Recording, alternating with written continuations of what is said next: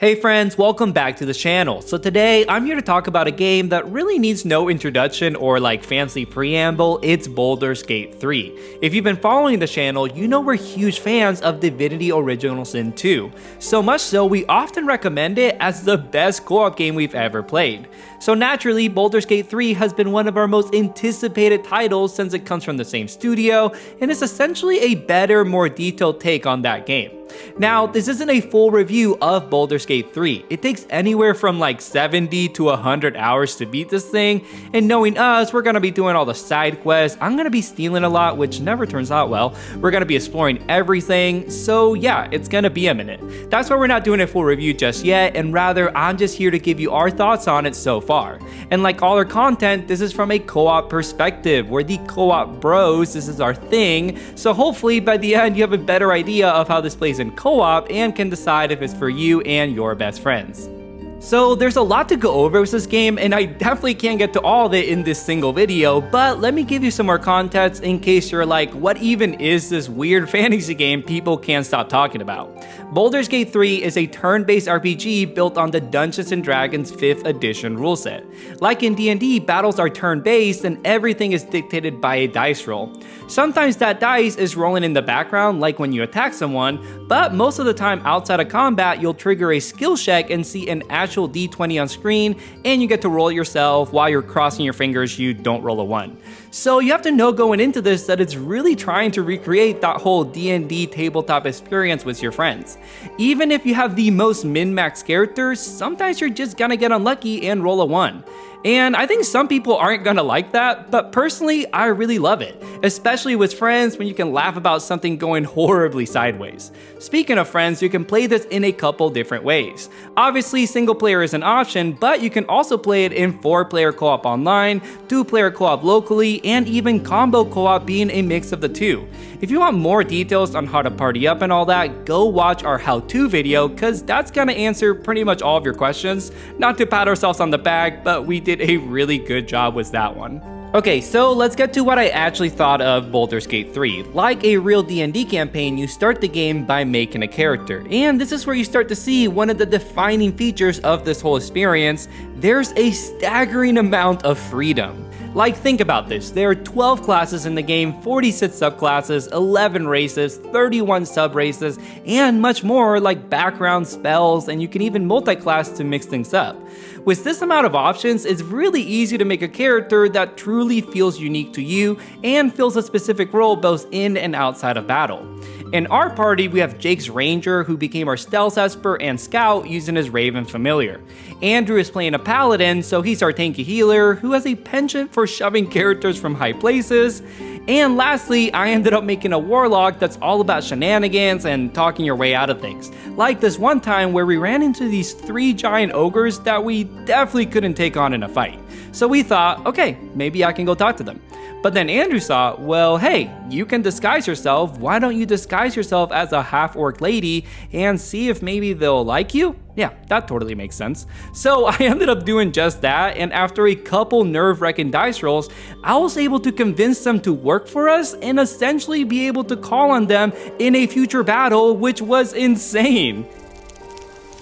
Yes! Hey! Let's go.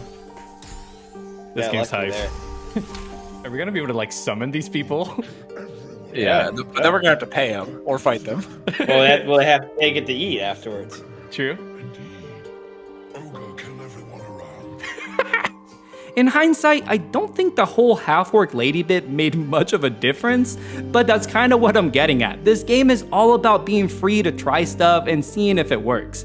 Everyone has unique strengths and weaknesses, so you're always talking with each other to see who should do what or what sort of scheme we can come up with together. Oh, and here's a good place to mention player agency. Even though I'm the host of the game, anyone could have led that conversation, and they might have had different routes to take based on their background or race or class. Basically, anyone can do anything they want in this game, which is both awesome and maybe a little dangerous in co-op. But if I'm being optimistic, it's pretty cool because there's always going to be a moment for your character to shine, or at the very least, try something and laugh about it if it totally goes off the rails. So out of combat, you're having to think outside the box a lot, but you kind of want to bring that perspective into combat as well. Even though everything is turn-based, combat is still very dynamic, and like other parts of the game, there's a ton of crazy things you can pull off if you just get creative. Using the verticality has been one of our main tactics, especially since it's just really fun to toss goblins off roofs. One of my other favorite parts about the combat is the joint turn order. Basically, you can be in a turn group with other party members, and you have the freedom to decide who acts first within your turn group at least. This opens up a lot of doors for you to combo actions. Like one time, one of us threw some grease on some goblins, and then I was able to ignite it using Firebolt. I'm pretty sure something like that happened. Honestly, we throw a lot of stuff at enemies, so it's hard to keep track. Enemies will fall for that stuff, but they're pretty smart too. We've definitely gotten wrecked more than a couple times. In its own way, that's kind of fun though, because we'll reload a save and just think of another strategy together. Even though we've barely scratched the surface of this game, like there's so much more game left to play, we've had a ton of fun playing in co-op and have been very impressed with the amount of freedom it offers. Other than Divinity, that's kind of unprecedented in our little co-op corner of the gaming world. That mostly sums up how we feel about the game in and outside of combat so far, which if I've done a good enough job, you can tell it's very, very good in co-op. But before we wrap up, there's a couple other things I want to talk about, like the production value. Holy crap, does this game look and sound incredible. Like, even though it's been in development for 6 years, that even seems like a short amount of time given how good these cutscenes look and how there's like over 100 hours of cutscenes in the whole game. Even the most basic NPCs are impressive, facial expressions are great, and the voice acting has been stellar.